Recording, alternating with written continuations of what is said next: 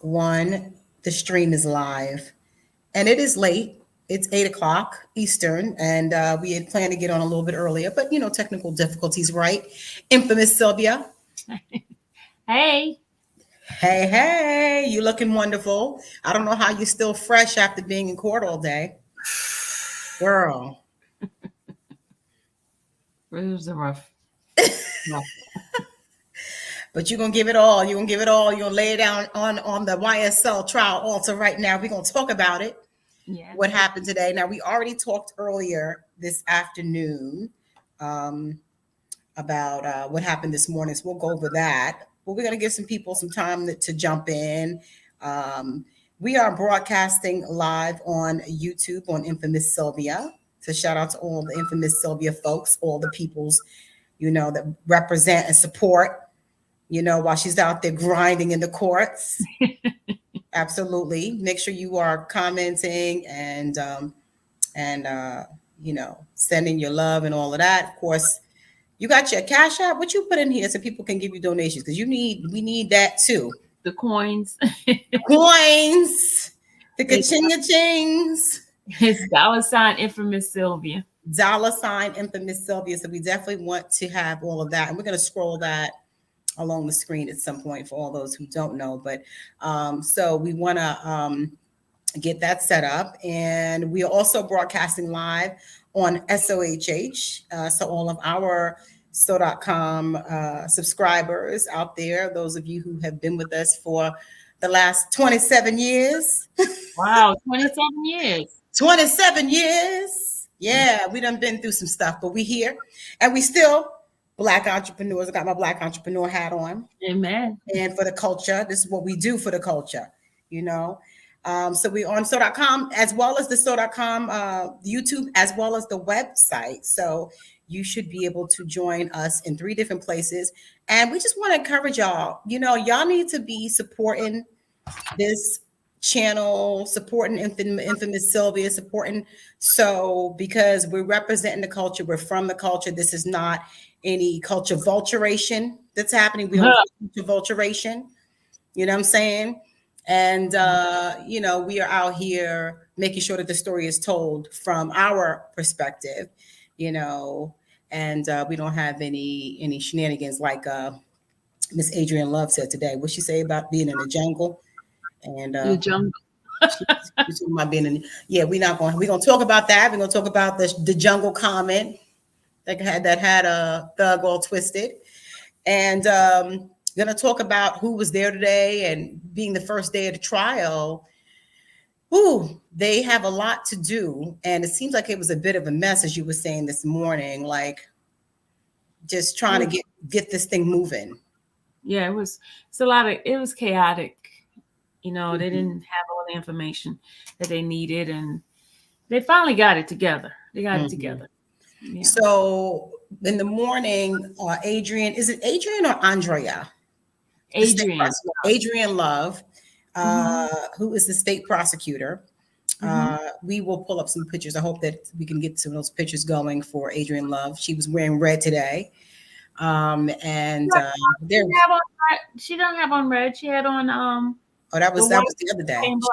Okay, so that's another picture of her. But she's the blonde haired woman, is she? Oh, no, she's a black lady.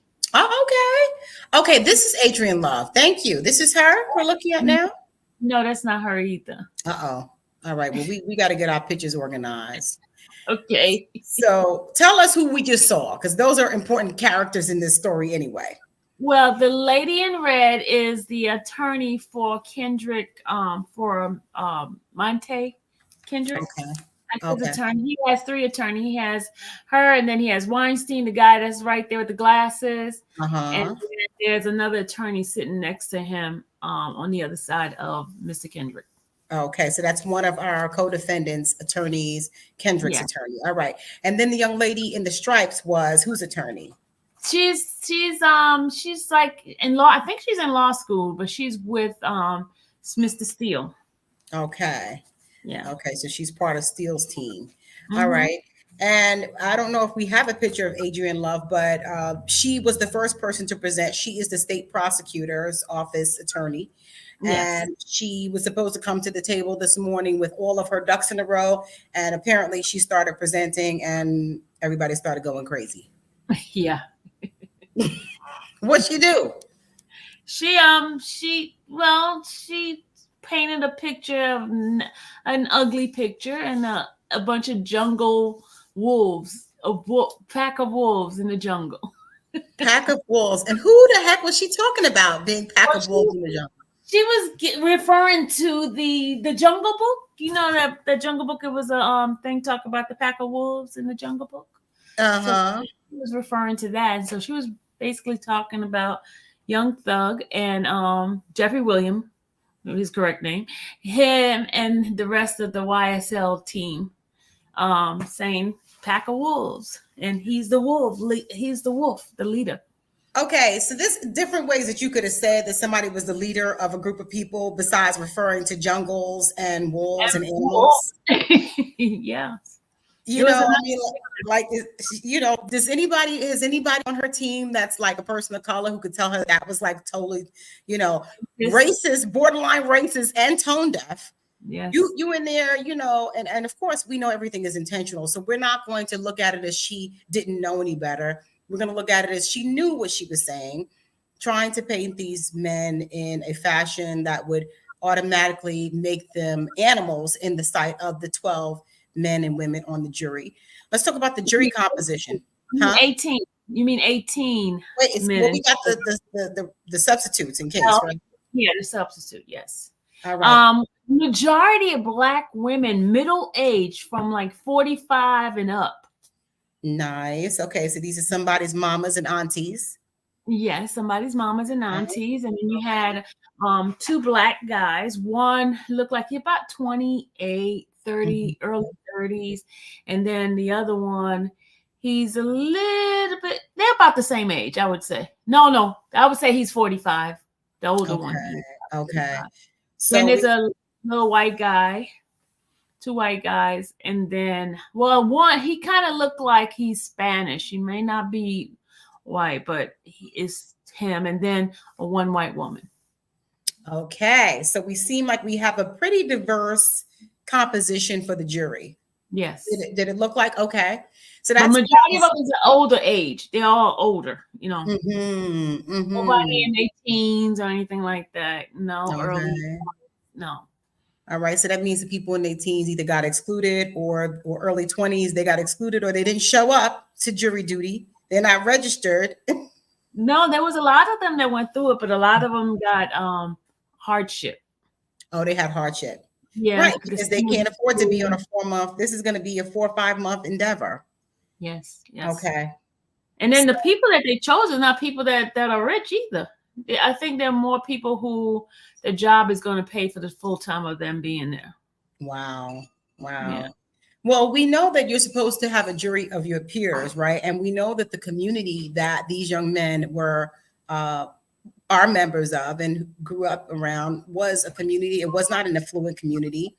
It was a majority Black community, right? And I understand that part of town is not necessarily, you know, affluent. It's pretty much, you know, the folks, they are pretty much economically the same way that the jurors are. So that's promising. There could be some relatability there. So homegirl gets on, Adrian Love gets on and starts talking about, you know, he's the leader of in the Jungle Book. He's the leader of the pack and making these men look like wolves. And you said that that Thug's face kind of got what? He had that stone face on. He was like, "What is she trying? What exactly. is she saying?" Yeah, he stayed pretty, you know, straight face and didn't move. At one point, he yawned. He yawned at it. Yeah. Listen, as long as he's been sitting in that chair, I'd be yawning too. He looked good. Do we have a picture of him? I hope we can pull up a picture in a few minutes. He looked really good. He has gained a lot of weight.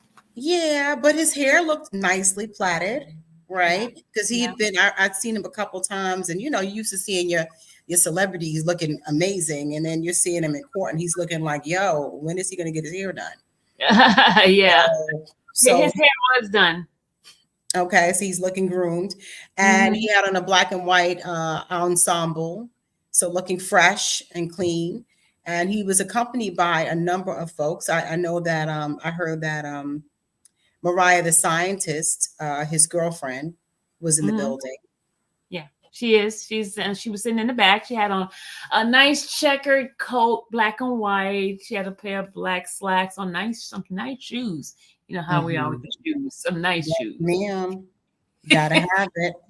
Yeah, and that's really, good to see, because these type of things could be really dicey for people. And I'm really surprised that they've been able to, keep their relationship going, because this has happened in May of 22, and they obviously are still, together. So that's good to know. And then you had Kevin Lyles in the building too.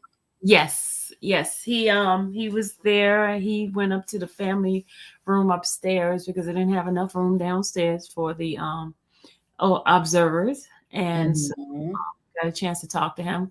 Got a chance to quote him on a statement he made. I know I said it earlier, and that statement basically says that if this was the country music or rock, hard rock music, we wouldn't be here. And he's saying basically it's a racist thing. It's all about the race, because a lot of rappers are being put on trial. It's like rap music. Then this is not the first one, but this is the first time they're doing actual RICO on the music, the lyrics. Yeah, and that was something that was very surprising that Judge Glanville would allow that, because, like you said, this is definitely going to be setting a precedent for the future. I mean, Kevin Lyles is right. I mean, as many times as we've heard, lyrics, whether it be about shooting people or raping women, or just questionable activities, it's always like, okay, that's lyrics, and you've heard country singers say some questionable things, and you've heard all types of folks, say some questionable things. So this whole conversation about whether or not we can try these folks based upon lyrics is very dicey. It's very problematic, because just think about, like, okay, look, we know that in rap, the difference is that our music is supposed to be authentic. So we rap, authenticity is really what it is, that is the foundation of everything we do, because it's like, this is what I lived. On the other hand, there is a level of capping. Everybody is talking about they did this and they did that, but in actuality, they haven't done anything. It's just part of a persona that they've created. So, that's really what we're talking about here. And then it becomes like, in the future, what does that mean if this case is tried and they go to prison because of the lyrics that they speak? What does that do for creativity in the future? Will people, is it to be assumed that if SZA says, I might kill my ex, and he dies, that she killed him? Yeah. So so Judge Glanville allowed that. So anyway, you started off today. Homegirl Adrian Love got up and started talking crazy about the jungle, and everybody started wilding on her because she was missing. Her information was incomplete, right? It was incomplete, and then there was some misinformation provided. Like they said that, like Lil Rod, they said that he actually was killed somebody, which it wasn't him that killed the person. And then there was so many errors, and they're just like picking it apart. And finally, she had to take some of the slides out of her presentation. And this slowed everything down, because she's talking 2 hours.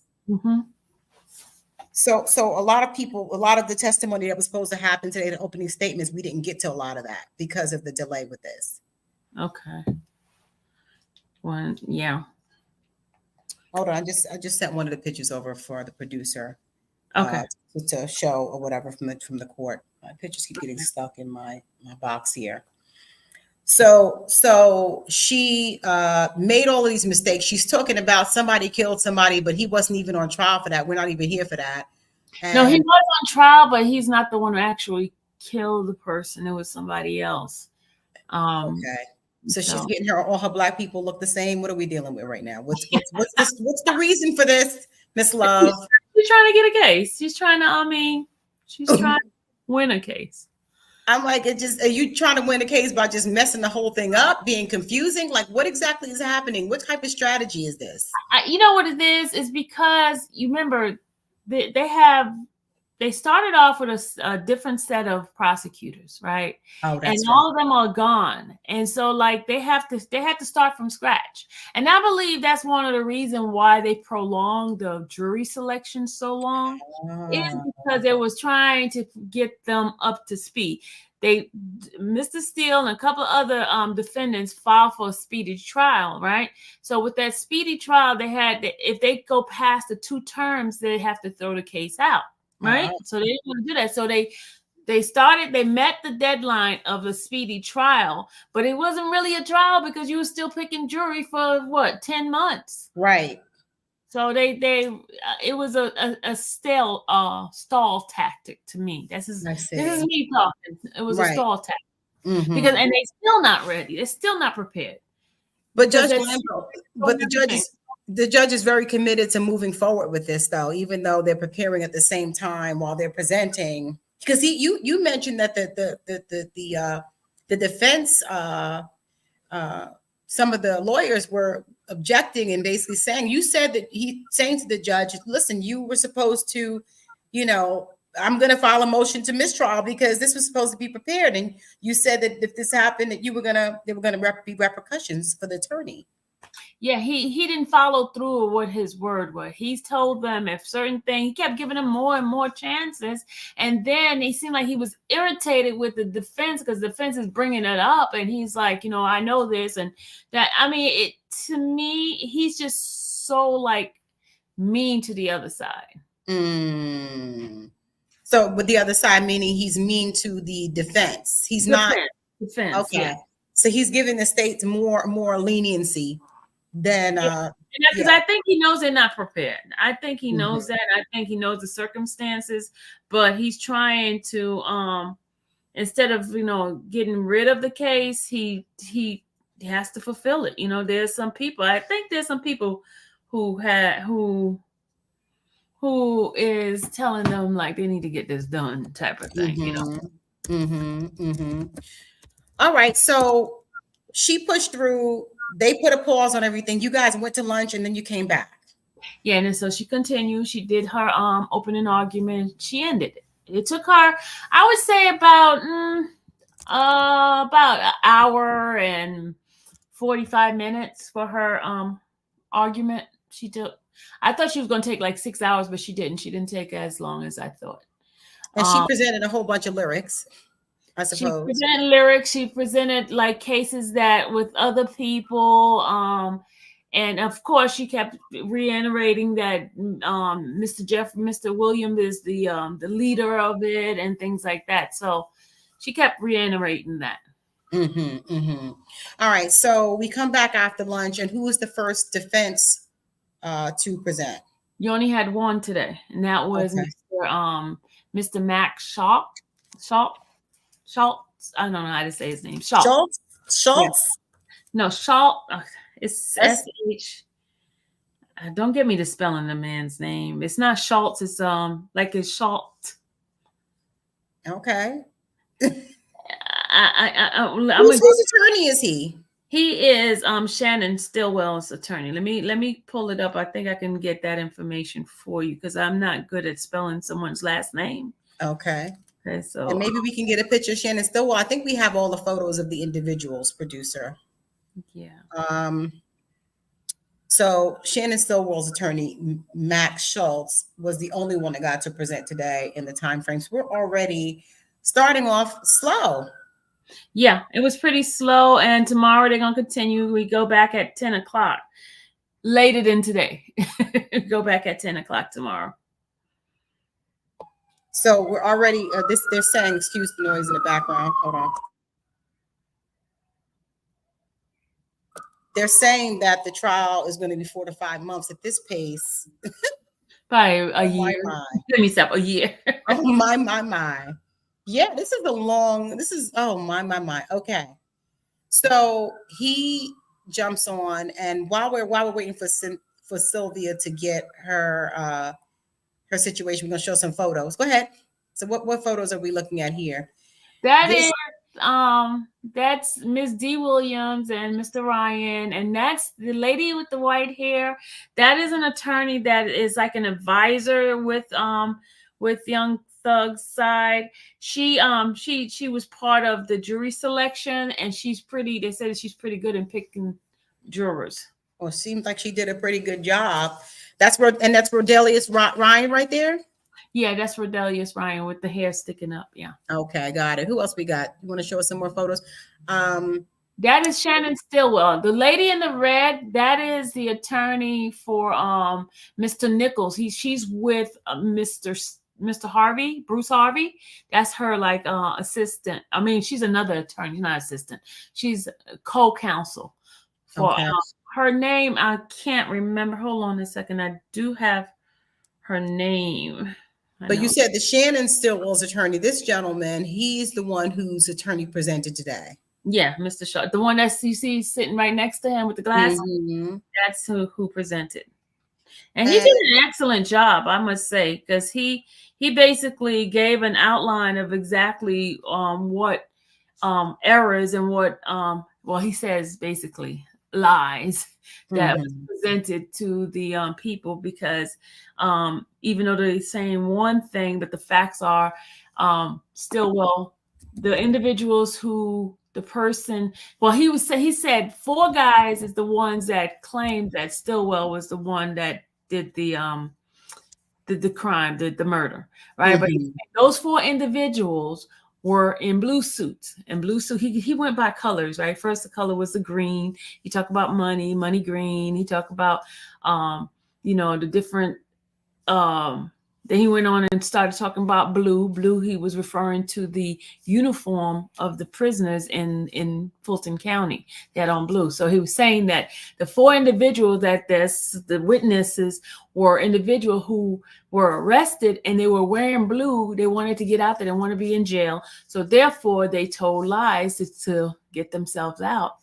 And have those 4 individuals, did they actually get shorter or get some sort of leniency for their testimony? I don't know, because I didn't do any research on them at all. So, because their name was just mentioned today. Well, their name was mentioned before. I just didn't take the time out to go research those individuals, see what kind of cases they have, if their case has been dropped and things like that. But the attorney is saying, Shannon Stillwell's attorney is saying that these 4 individuals that testified on behalf of as witnesses against Stillwell, and also, was this the one where Quantavious Nichols was with him? They were supposed to be in the car together? Yes. Okay. So what was this murder? It's 2 murder charges. It's 2 murder charges. 2 different murders. Yeah, one of the murders is with Donovan Thomas, which is Nut. They call him Nut. He is supposed to be a leader of the other gang, supposedly another gang, and he is the one that was murdered. Okay, and apparently murdered, and then this is a separate incident that another person was murdered. Yeah, he was the one. This is one of the main one that they're really fighting for, is because the mother she want justice for her son, So, but she was there today, the whole family, when they started talking about him, when Miss Love started talking about him, they put a picture up. The family really reacted. The mother got up and left the courtroom. Then the lady that was sitting next to her, she kept shaking. Her leg was shaking. She kept shaking her hand. She was boiling her hand in her fist.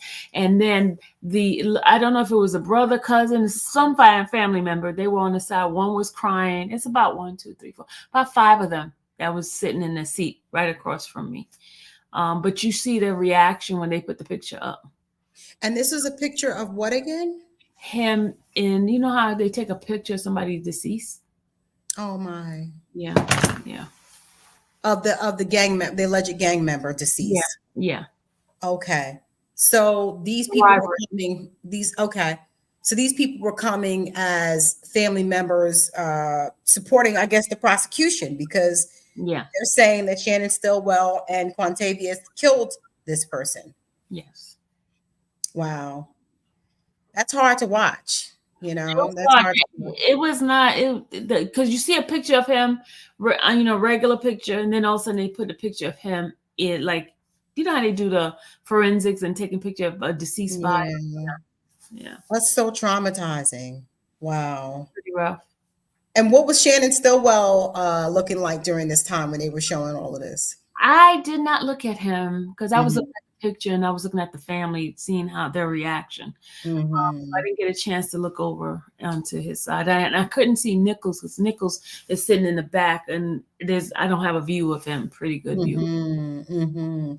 But apparently, this was some sort of murder, maybe rival gang type of situation.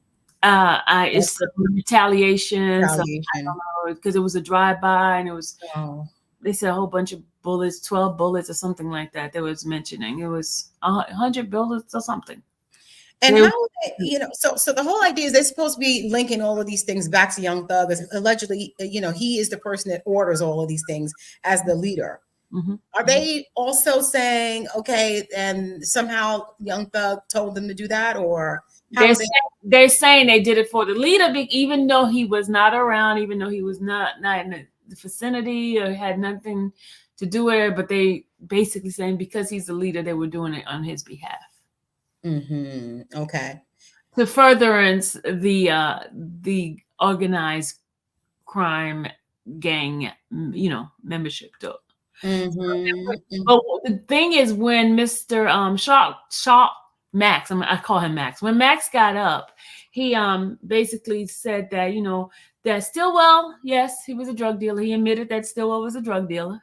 And that basically his drug dealing wasn't for the gang, the furtherance of any gang. It was more for himself, taking care of his family, because he was raised in poverty. He painted a big picture of how he was raised. He was raised by his grandmother, and his mom basically was on drugs, and his last name changed from Stillwell, which was his mother's last name, to his grandmother's last name.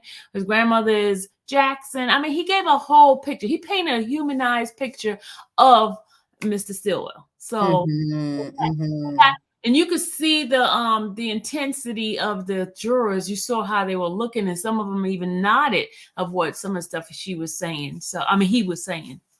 Wow. So there was a relatability there where people, like you said, came from that community. Clearly, they didn't look like they were rich. They could relate to the idea of that struggle. And basically he gave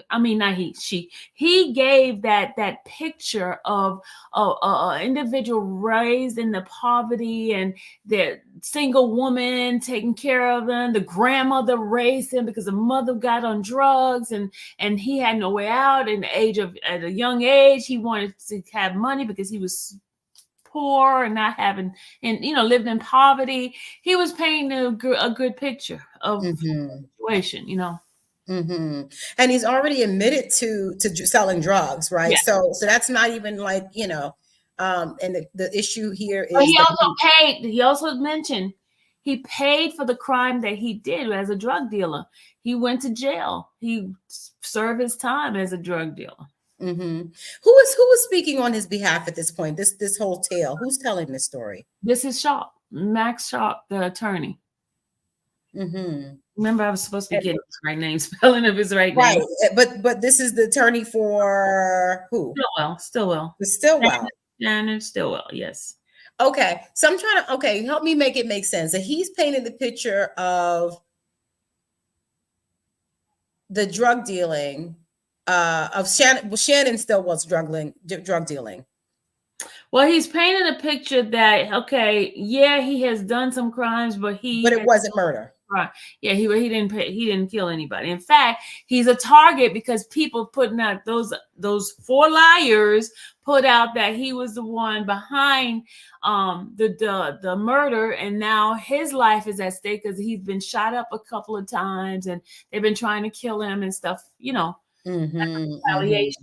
So, but he might be a drug dealer, but he's not a murderer. That's what he's saying. I'd be interested to see what the response is going to be like from the state, because the whole idea is if you can do one crime, you can do a different crime. So Yeah, that's what that they were whole trying thing. to paint. But let me give Mhm. you the spelling. His name is Maxwell Shard. SCHARDT. Shart, got it. Shard.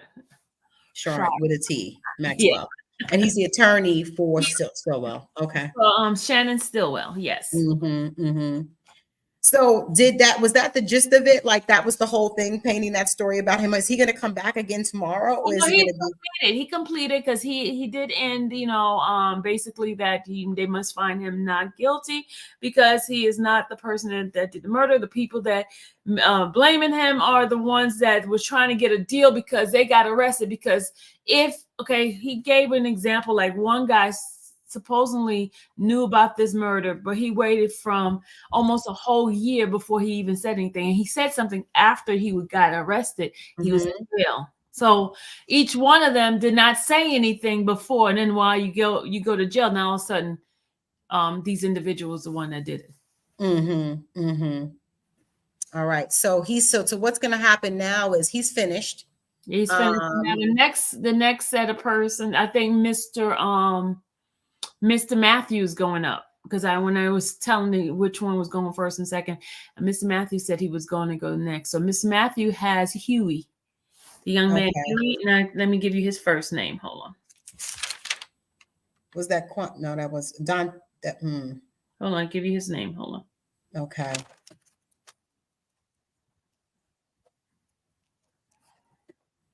And Thug's dad was there today, of course. He was there. He's been there consistently, right? Yes. His name is Marquavius Huey. MARQUAV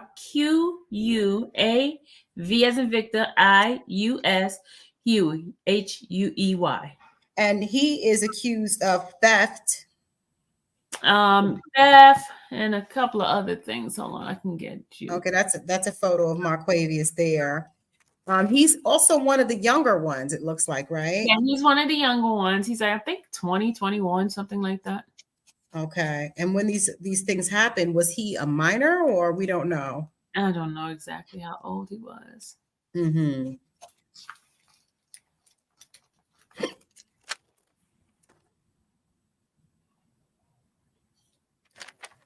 Yeah, it looks like he's in this photo, I think this is from yesterday, the day before, he's all cleaned up. And it's so wonderful how they really try to present them so that people can see them as men, and it's that juxtapose that with the animal jungle reference. So it's like really trying to make sure you humanize them and humanize their experience. And I think the experience of growing up in poverty is something that a lot of people can relate to. Yeah. A lot of people understand that, okay, yeah, we got to do, sometimes we do what we do. I mean, it's not what we should do, but it's survival. It's a form of survival, I guess. Yeah. They talk about that in Thug's documentary he debuted last year. Little Baby's documentary he debuted last year. He's also from that community. Not the exact same community, I don't think, but basically an impoverished area of Atlanta. And he talks about, just that, it's just all of the economics were against this community, the way that they developed Atlanta, the way that, people were pushed out of certain areas and just really left to fend for themselves. So it's really real out here for people. That doesn't excuse the crime, but it definitely puts it into context. And I think that's important when we're talking about people's lives, Okay, I have his charges. He's charged for armed robbery, aggravated assault, possession. No, it's not assault. Possession 454. Aggravated assault, yes, with a deadly weapon. Aggravated assault with a deadly weapon. Possession of a firearm during the commission of a felony. He got theft. Hold on a second, I'm trying to give you the rest. He has possession of felony, theft by by stolen property. He has aggravated assault with a deadly weapon. It's like repeated the same stuff. Okay. Yeah, mostly robbery, theft, things like that, and possession. So he's going up tomorrow. While we're waiting we'll talk more about who else is going on. We have a question from Jamie Carradine. When will Steele go on? Most likely he's going to be one of the last ones. Okay, and just to remind everybody, who is Steele? Brian Steele. He is the attorney for Jeffrey Williams. Of course, the star of the show, the ringleader. Of course, the alleged ringleader. The alleged. Yeah. So he's going to go on. You said last. Most likely he'll be last. Most likely. So at this point, we're looking at maybe the end of the week, maybe Thursday or Friday.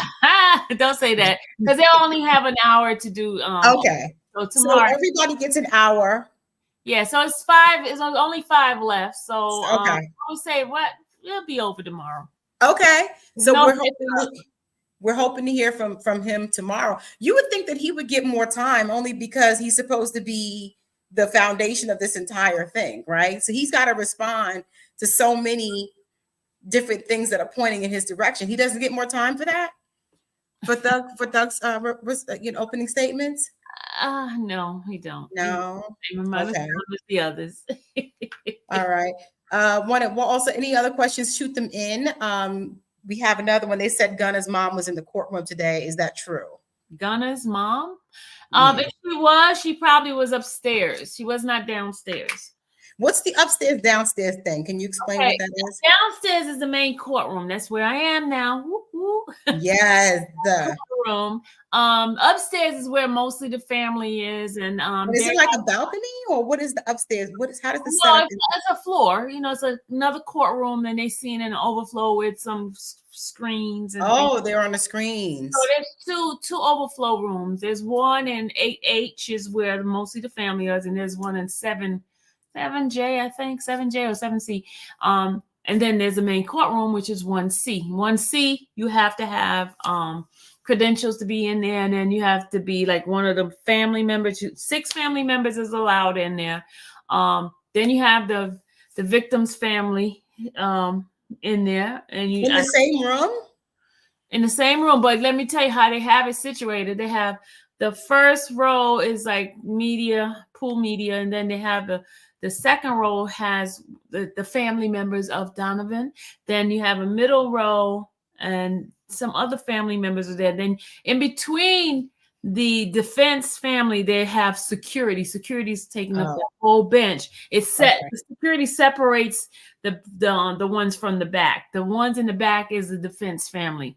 Oh man! So even if you try to go to the bathroom, like you got to pass them. Security everywhere. They have security everywhere. Yeah, that sounds like it could wind up being pretty bad. But I suppose I hope not. I think most of them. And the thing is, a lot of them they know each other because they're all from the same neighborhood. Yeah, they know each other. It's just a bad situation. They're about to have like barbecue and stuff, in the back, passing food around. You know how families we all get together. Black people, we can turn. Listen, even mourning when a funeral, we gonna turn that into something.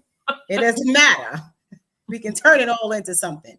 So okay, so we can hold on. We seen today, Miss Sylvia.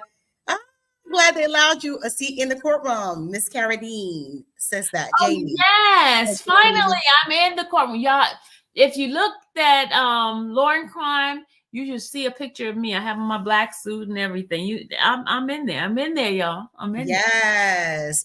And actually, we are working on infamous Sylvia Cash App.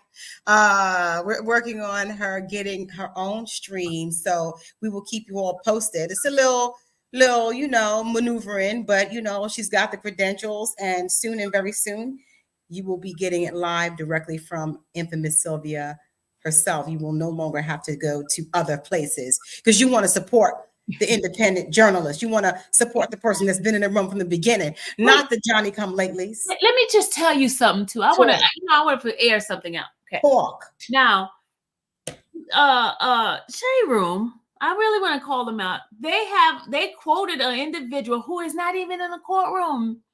Megan, whatever her name is, out in California. She tweeted something, and she's not even in the courtroom. But they quoting her. Listen, Shade Room and all. Well, I think Shade Room is Black-owned media. I don't know. I heard some. Maybe they're not.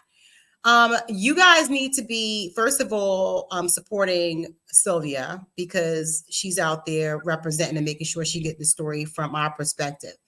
Second of all, Sylvia has been in the courtroom. She has been there from the beginning. She knows the full story. She's the only one with exclusivity with Thug's father that he's willing to talk to. And Yak Gotti's mother, too. And Yak Gotti's mother, okay? So she's paid the dues, okay? Stop talking to people that don't matter, all right? If you want to talk to people that matter and get the real story directly, you need to be talking to Sylvia, okay? So let's just put that out there. Somebody said, what'd you say? Hey, Rachel. Rachel says, hi, Miss Sylvia. I watched YSL. That judge was over those layers today. What's that mean? Was over those layers today. Over those lawyers. Was all over those lawyers today. I think she's trying to say. He's like that all the time. All the time. He's like that. Judge Glanville, he seems real, like, what kind of person is he? Like, what how does he strike you? He's very strict. No, I wouldn't say he's strict. To me, he's tried to be as fair as possible, but I see some bias. And the reason why I say that is because he gets on the defense side and he's just like so hard on them, and he's so soft on the I don't know if it's because they're women, but he's like very soft on them. Very soft on Judge, we want to see it make it make sense. We gonna need to see everybody in the home. You know, we want to see it even.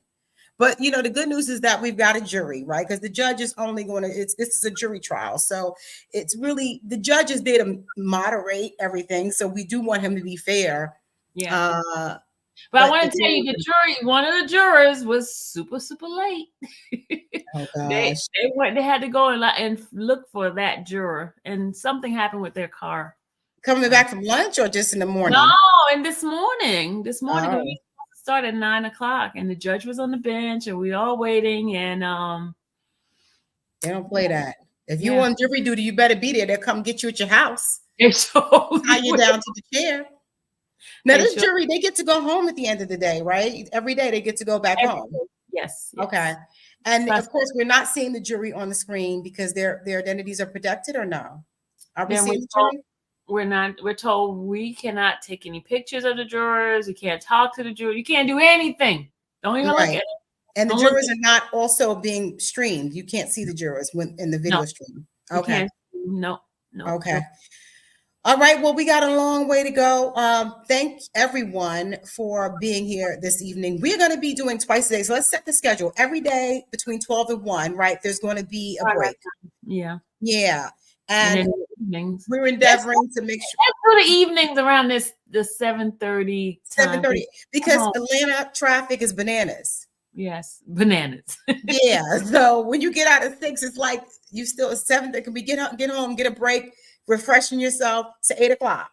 Yes, that's a good time. All right. So meet us here every day at 8. We're gonna have some guests as well. We're gonna bring some attorneys on. You never know when one of Sylvia's special exclusive guests will be on.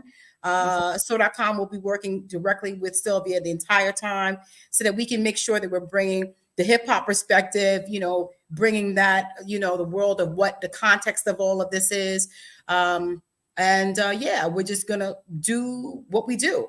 So thank you all for joining us, and we'll see you tomorrow at about 12:30. 12:15. Look for us. We'll be live. So look out for us, and also in the evening around 8 p.m. Eastern. Thank you, Sylvia. Get some rest, my dear. I will. Have a good one. All right then. Bye. Bye-bye.